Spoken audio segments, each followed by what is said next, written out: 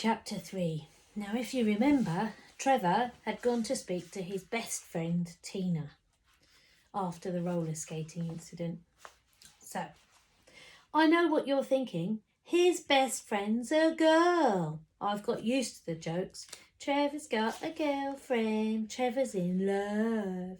When you getting married, Trev? I've heard them all. It used to annoy me, but Dad pointed out that since it wasn't true, it didn't matter. And the people only made fun of things when they were too stupid to understand or they were jealous. Tina and I got to be friends when we first started school and discovered our birthdays were on the same day. We even shared a birthday party once. Tina's taller than me. I'm a bit small and weedy, I suppose. My legs are really thin and bony. Sometimes I look at them in the bath and wonder how they manage to hold me up all day. Tina is taller and stockier. We had an Indian wrestling competition once. I won't tell you who won. She's got loads of freckles, which she doesn't like. Don't ask me why. Tina's got a dog too. He's called Mouse. This is meant to be a joke because Mouse is a St. Bernard. You know, one of those dogs that looks like a Shetland pony that's run headfirst into a brick wall and got all its front squished in. Mouse is very well trained.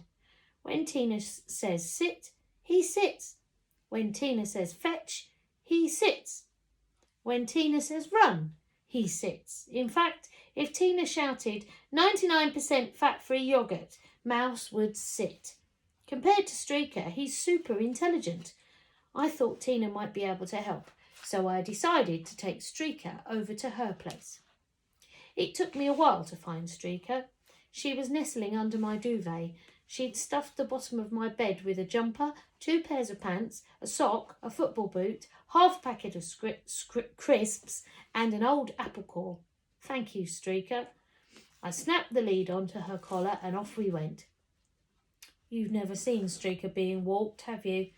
It's not a walk at all. It's more like a series of gigantic jerks.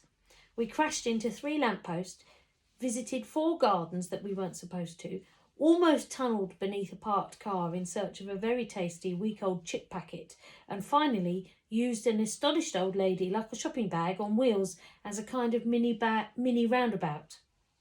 When we got to Tina's house, she was standing on the path holding the front door open. I knew it was you when I heard the scream. She said, "You'd better come inside and hide." Streaker had already dragged me into the house. I think that Mouse is probably her best friend. Funnily how nobody makes jokes about them being in love. I told Tina about the £30. That's brilliant, she said. Why do you look so miserable about it? Oh, come on, you know what Streaker's like. Of course I know, but we can train her. I helped my dad train Mouse, and we don't have any trouble with him. I'm sure we can train Streaker, and then she won't be such a pain to take for a walk. It'll be really easy money. We'll start straight away. Let's go up to the field at the end of your road right now. I should point out that Tina is an organiser. Mind you, you've probably worked out that for yourself already. She likes deciding what to do and then doing it. What she likes even more is deciding that everybody else should do what she wants at the same time. She'll probably be a business manager when she grows up, or the Prime Minister. I don't mind being organised from time to time. It saves on having to make your own decisions. So we headed for the field. Mouse padded quietly beside Tina, while Streaker tried to wrench both arms from my sockets. It was quite a relief when we reached the field and I was able to let her off the lead. Whoosh! Was it a bird? Was it a plane? No, it was Streaker the superdog, travelling at light speed.